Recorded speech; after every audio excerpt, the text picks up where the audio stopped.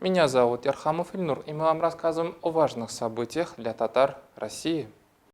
Прошлая и позапрошлая неделя была богата на события и темы, касающиеся родных языков. Причем это не только татарский язык, но и языки тюркских народов России. Сначала обратимся к языковым активистам. За языки России, да, есть такая организация, они собрались на Zoom-конференцию, чтобы обсудить проблемы своих родных языков, проблемы воспитания детей билингвами или мультилингвами, как в России, так и за ее пределами. Первая языковая активистка, со взглядами которой мы познакомимся, это нагайка Белла Шахмирза. Она родом из Карачаева-Черкесии, из аула Эркен-Халк. Она руководитель летней языковой школы Балапанлар. Белла вышла замуж за итальянца, поэтому перед ней стоит вопрос воспитать в своей дочери любовь и знание нагайского языка. Сами уж понимаете, что в ее случае у русского и итальянского языка доминирующее положение. У Беллы Шахмирзы есть небольшой скепсис. Удастся ли ей сохранить родной язык в своем ребенке? Вот что она делает для этого. Я для того, чтобы уговорить ребенка там, ну, мне не надо уговаривать, но, в принципе, для того, чтобы ребенок учил нагайский язык, я считаю, что нагайский язык должен быть круче английского, французского, испанского, китайского, арабского, да любого, да даже русского. И для этого нужна какая-то очень хорошая база материалов, с которой, конечно же, у многих маленьких этносов всегда большой швах. И на самом деле сейчас у меня, так как у меня маленький ребенок, с которым я говорю исключительно по-нагайски, то есть я с ней говорю по-нагайски, папа с ней говорит по-итальянски, и у нас еще очень много друзей, которые, собственно, говорят по-русски, и она это все слышит. Поэтому я сейчас закладываю в нее нагайский. Белла не сидит сложа руки, пытается писать и издавать интересные учебники по нагайскому языку. Она критически относится к нынешним книгам и учебникам по нагайскому языку, где нет актуальных для детей тем. Я могу достать нагайские книжки, нагайские сказки, но, знаете, в общем-то, не очень интересно в 2021 году читать истории, там, которые были в советское время переложены, про то, как Бай не хотел выдавать за бедняка свою дочку. Ну, вот такие вот вещи, да. Например, мне бы хотелось книги про, ну, опять-таки, у каждого сейчас будут там свои мнения, но мне бы хотелось книжки на нагайском про экологию. Мне бы хотелось книжки на нагайском про буллинг. То есть какие-то актуальные темы. Белла сетует, что современный мир жесток к родным языкам малых народов. Она задается вопросом, как можно сохранить свой нагайский язык, если его негде использовать? Выход она видит только один – это некий синтез языков тюрков России во что-то одно целое тюркское эсперанто. То есть в перспективе тюрки России должны одинаково понимать языки друг друга, находить что-то общее. Белла Ханум высказывается уважительно и о татарском языке. Респект ей от нас. По сути, мне повезло с нагайским языком в том, что это тюркский язык, и, в общем, можно во многих странах, во многих языках его применять. Но, опять-таки, это довольно сложно мотивировать этих детей. И еще, мне кажется, надо бы подумать над таким эсперанто тех же самых тюркских языков. Я не знаю, как это назвать. Да, есть такой, кстати, проект «Общетюркский вот язык», Ортатюрк называется. У нас, например, есть книжки на карачаевском языке, у нас есть книжки на татарском языке. Ну, это, собственно, книги для летней школы, где все дети могут этим пользоваться. Показывать детям общее в этих языках, чтобы когда ты слышишь или видишь какой-то более незнакомую букву по написанию, да, чтобы ты этого не пугался и чтобы ты продолжал пробовать, ты же слышишь, что все равно там одинаково, да, чтобы ты продолжал искать общее. И, собственно, это даже скорее не про то, как, не про какой-то конкретный язык, а про то, как настроить свое ухо на то, чтобы слышать общее в разных, ну, в похожих языках, но которые так или иначе друг от друга отличаются. Языковую активистку Беллу понять можно. Она, например, проживает с мужем в Милане. Ну и где там можно найти нагайцев, которые бы разговаривали тоже на нагайском? Если найдется пара татар или башкир, думаю, они также будут полезны делу Беллы в сохранении родного языка. Но Белла обращает внимание на очень важную деталь. Она, конечно, поставила перед собой благую цель – сохранить своей дочери нагайский язык. Но этот язык, увы, уходит и из нагайских деревень Кавказа. Вот что она по этому поводу говорит.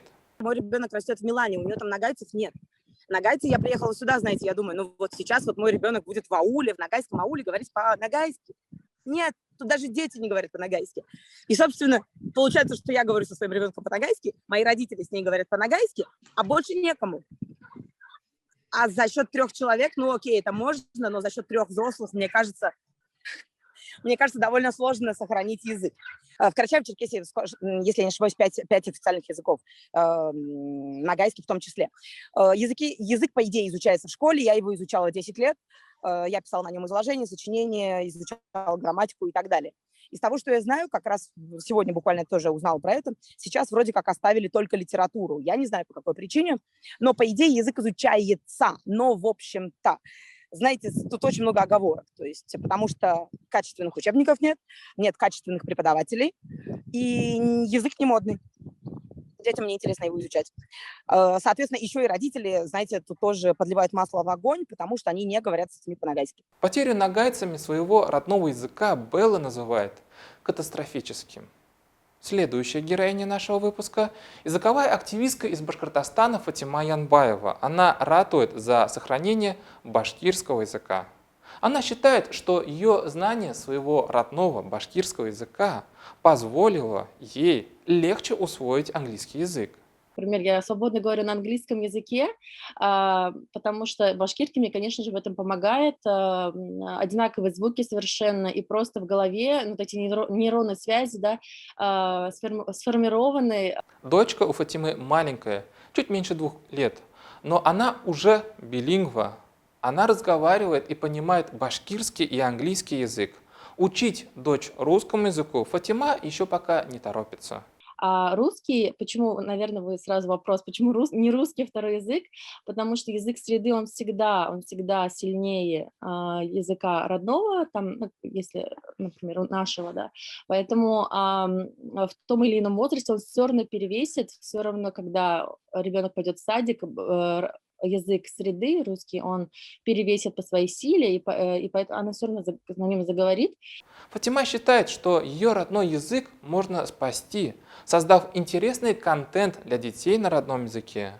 Это могут быть мультфильмы, фильмы или разного рода приложения для телефонов. Мы живем в век цифровизации, и контент, который мы питаемся, он обычно во многом цифровой. И почему наши дети не говорят на башкирском? Потому что это не модно. Почему это не модно? Потому что нету классных мультиков, нету каких-то классных приложений на башкирском языке. Дети как? Они приходят каждый день в садик, и они делятся. Вот смотри, что я нашел, да, там соревнуются игрушками, приложениями, мультфильмами.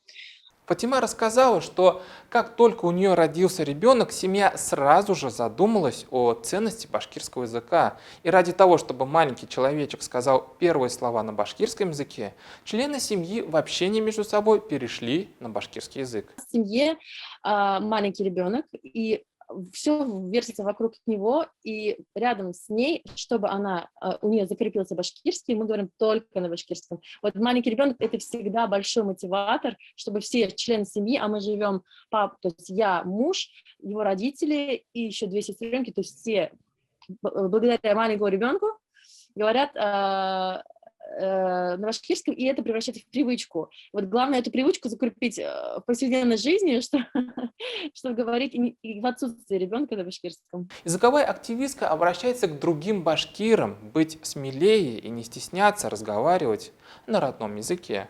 Мы, башкиры, в обычной жизни больше, конечно, либо перемешиваем, либо смешиваем языки. Ну, думаем в основном на русском и переключаемся на башкирский, если там совесть наконец нам скажут, что хватит уже. Но есть, конечно, отдельные, знаете, наши родители, которые говорят: так, ну говорите на башкирском, ну говорите между собой на башкирском. Третья наша активистка – это Алима Салахутдинова. Она проживает в Канаде. Ее семья мультилингвальная. Перед ней стоит вопрос сохранения не только родного татарского языка, но и русского, словацкого, а также обучения английскому и французскому языков. Мы удивлены и впечатлены ее активности. Она ведет переговоры с писателями, чтобы они ей разрешили переводить небольшие книги, рассказы на ночь на родные языки. Она готова помочь ногайской активистке Белле Шахмерзе. Салахутдинова рассказывает, что в Канаде легче сохранить родной язык в детях, чем в России. Я проживаю в Канаде, это как раз то, о чем вы говорили, Александр, то есть это многоязычие, от которого все ловят кайф, то есть они все гордятся этим, они это показывают. То есть если ты в классе говоришь там, я татарин, а те думают, кто такие татары, да, то есть и потом, то есть ребенку мы ему сказали, так, давай месяц будет татарского языка, и он раз в неделю преподавал там всем этим французам и другим 15 национальностям татарский язык. То есть это круто. Не круто быть китайцем, не круто быть англофоном, а круто быть каким-нибудь редким и уникальным. Всем языковым активистам из России, которые поставили перед собой цель воспитать в своих детях билингвизм или мультилингвизм, Салахутдинова желает удачи и признает их нелегкий труд. Всегда звучит такая мысль, что ой, вы там за границей сохраняете. Здесь живут татары, которые переехали из России в 1913 году, 4-е поколение, это мои ровесники, они говорят на татарском, без мультиков, без книг, без телевидения, они прекрасно владеют языком. У них, конечно, есть чуть-чуть турецкие слова, то есть они путают это, да. То есть, опять-таки, это, возможно, даже кухонный язык. Они лучше говорят, чем казанские татары. Это первое. Второе, поверьте мне, вам в России намного сложнее. Не думайте, что мы тут такие там... В России настолько сложно вот культурно, морально, поэтому все те, кто в России сохраняет свой родной язык, я вообще перед вами шляпу снимаю, потому что нам за границей проще.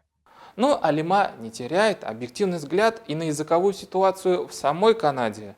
Там тоже есть проблемы. Вот что она об этом рассказывает. Иногда опускаю руки, когда вижу развитие французского языка здесь в Канаде. Это Квебек, это целая провинция, да, это можно, это больше, чем Республика Татарстан или наши вот постсоветские, да. У них все права есть по законам, у них телевидение, книги, у них все есть. И у них учителя говорят «parlez en français», то есть они требуют, чтобы они говорили на французском. Сейчас они пытаются провести закон, что наши дети, родители которых не учились на английском, они не имеют права идти в английский колледж и в английский университет. И вот когда это так, на самом деле, я вижу подростков, это французы, это дети французы, они не говорят с моими детьми на французском. То есть хочу сказать, что на самом деле вот этот психологический момент с доминантной культурой, то есть мне раньше казалось, всегда верила, сохраню язык до этого возраста, будет, сохраню так, будет, сделаю классный мультик, будет, я не знаю, найду крутого человека и будет. Это когда я смотрю английскую культуру и французскую культуру, к сожалению, это не работает. И для меня, как идеалист, я считаю, что действительно какой-нибудь эсперанто это был бы самый, наверное, гуманный способ общения разных культур. Вот. То есть это чисто психологически, я не знаю, что это за феномен, не могу найти никаких научных фактов, но это так. То есть как-то все тянутся к этой доминантной культуре. Хотя все есть, у них все есть. О проблеме родных языков в России заговорили и официальные представители власти.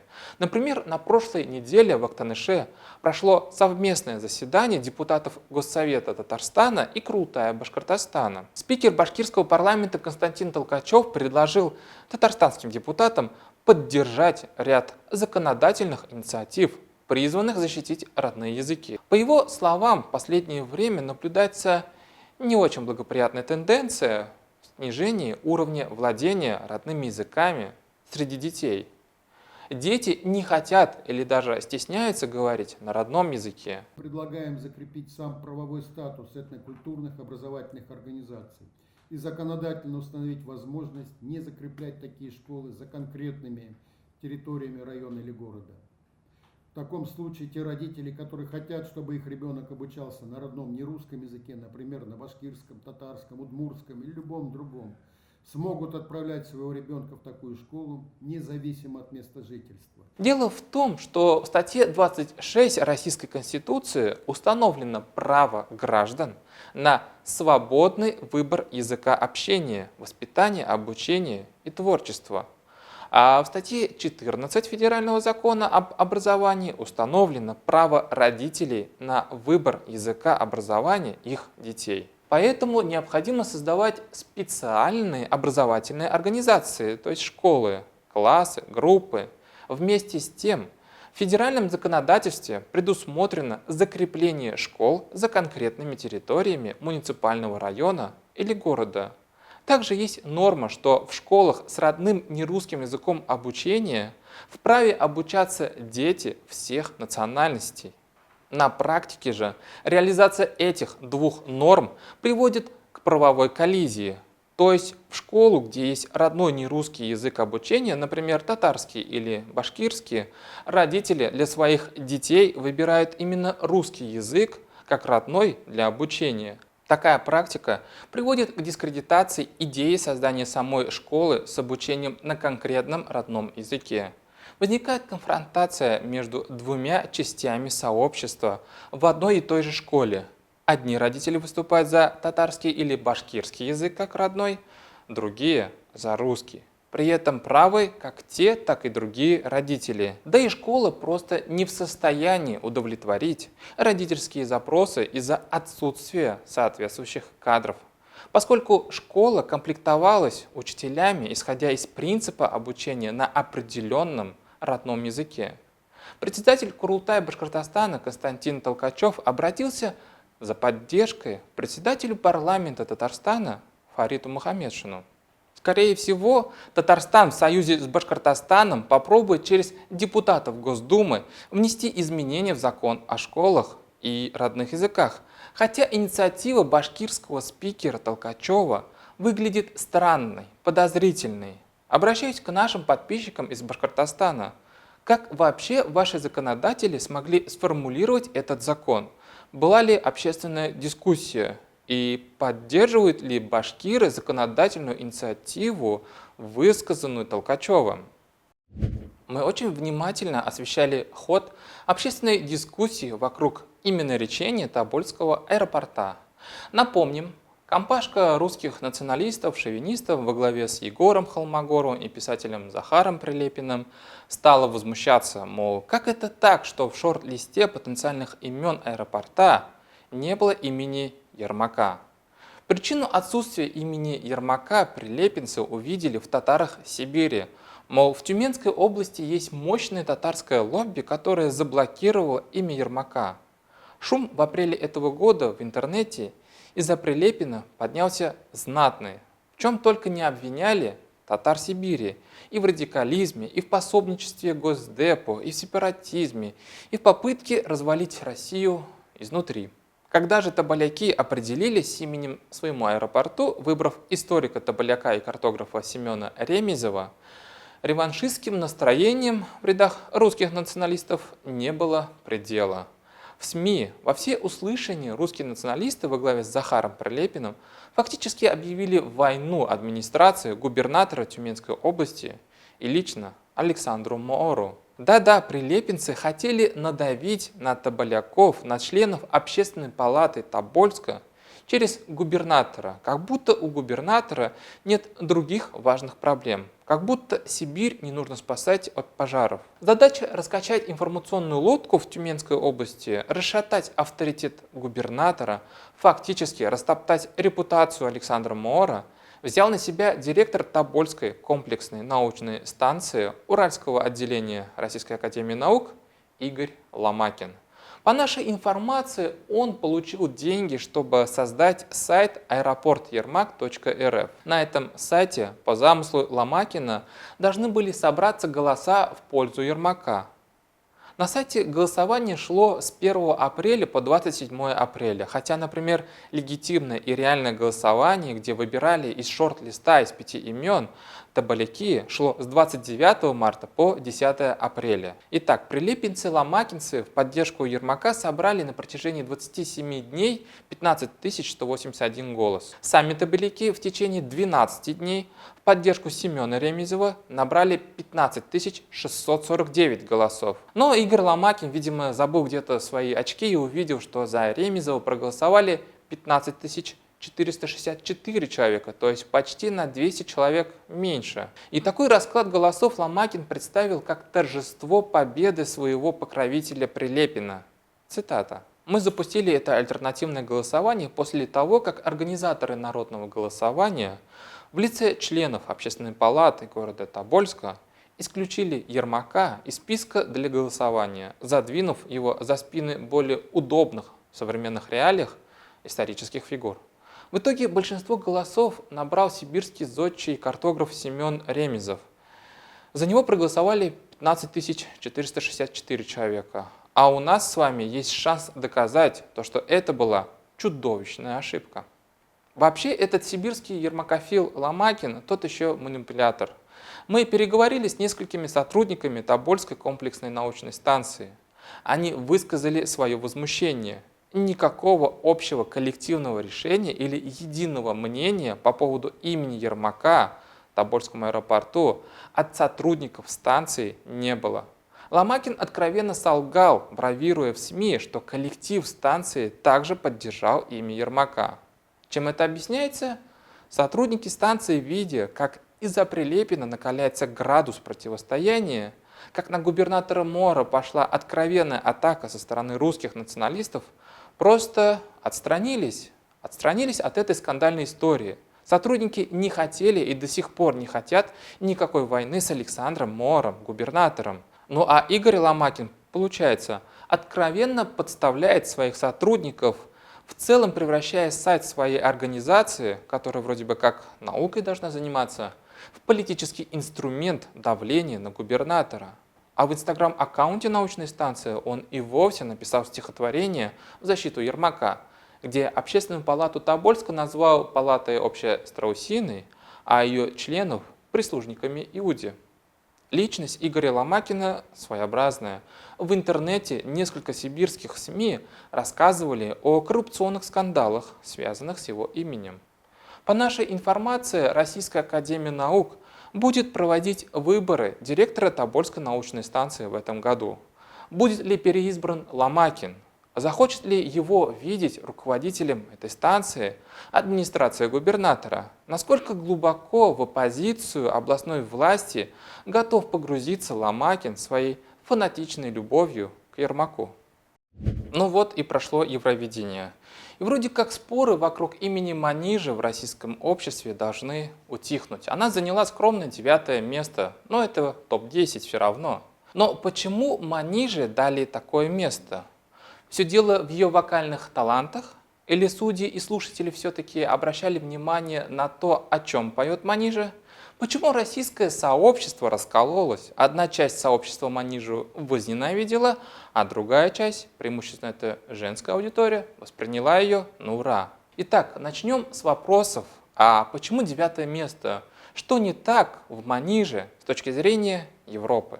На самом деле взгляды и ценности Манижи по части ЛГБТ-сообщества, феминизма, абьюза для Европы не чужды. На конкурсе абсолютно с идентичными общественно-политическими ценностями и посылами выступала певица из Франции Барбара Прави. Барбара Прави такая же феминистка, как и Манижа. Также топит за женщин, за их право делать самостоятельно аборты. У Барбары Прави, как и у Манижи, все сложно с этнической идентичностью. Ее отец серб, мать иранка, одна бабушка польская еврейка, другая франко-алжирка. Барбара Прави считает себя француженкой. Ну, примерно так же, как и Манижа себя русской женщиной, но с таджикским происхождением. Но разница между Барбарой Прави и Манижей в том, что француженка не поет, что она француженка, что у нее во Франции есть проблемы, чтобы стать французской женщиной. Для нее вообще этническая идентичность не является чем-то главным, смыслоосновой песни. Вообще можно сказать, что француженка, будучи феминисткой, вовсе не поет и о феминизме, о проблемах женщин. Ее песни – это призыв к аудитории взглянуть на нее искренне. Я, конечно, не музыкальный критик, у меня нет музыкального образования, но по моему мнению, вокальные способности у француженки куда шире, чем у нашей Манижи. Так что получается, что песня Манижи о феминизме, о непростой доле русской женщины с явным смыслом об этническом сдвиге у самой Манижи был не понят Европой. На Евровидении прямые заявления и вещи, связанные с феминизмом, уже не работают. Для европейцев эти вещи уже не актуальны. Там европейцы хотят наслаждаться красивым голосом и музыкой исполнителей, как мы поняли, исходя из топ-3 победителей Евровидения. А теперь переходим ко второму блоку вопросов. Что не так с Манижей с точки зрения России, русских и татар? Например, телеграм-канал «Уралистика» отметил, что флешмоб, запущенный фанатами Манижи, привел к таким формулам, как «папа чуваш, мама Марийка, а я все равно русская». Согласитесь, неприятная формула для татар и вообще для других народов России, тем более, когда перед нашим народом, и не только нашим народом, вообще народами России, сегодня нависает угроза ассимиляции и стирания этнической идентичности. А почему русские недовольны Манижей? Обратите внимание, что участница Евровидения Алсу – татарка, Петр Налич по отцу боснеец, Анастасия Приходько – украинка, а Дима Билан – не то кабардинец, не то карачаевец. И никому из них не было претензий, что они, будучи не русскими, представляют Россию. А вот до Манижи докопались. А может, все дело в том, что очень уж явно и открыто Манижа в своей песне и в своих интерпретациях своей песни говорит о том, что она, будучи таджичкой по происхождению, хочет быть русской женщиной. Думаю, если бы она хотела стать, например, российской женщиной, то как минимум у других народов она точно бы не вызвала аллергию. Хотя волну хейта и негатива от русских националистов она бы все равно словила. Исходя из этого, я отвечаю на вопрос, чем же Манижа является для татар. Да, она своим образом и песней показала, что в России есть ксенофобия. Ну, татары как бы и без нее знают об этом. Учебники по истории о татарском иге читали, фильмы про татаро-монгольское нашествие видели, их и продолжают снимать. Манижа нам Америку не открыла. Ну да, из-за Манижи обозлились русские националисты. Они показали свой волчий радикальный оскал. Но все-таки песня Манижи – это не история про ценность многоэтничности России. Это не история уважения своих корней к своей родной культуре. Это не призыв сохранить этническую идентичность. Манижа для татар может стать своеобразным приглашением к ассимиляции, венцом которой должна стать Russian Woman.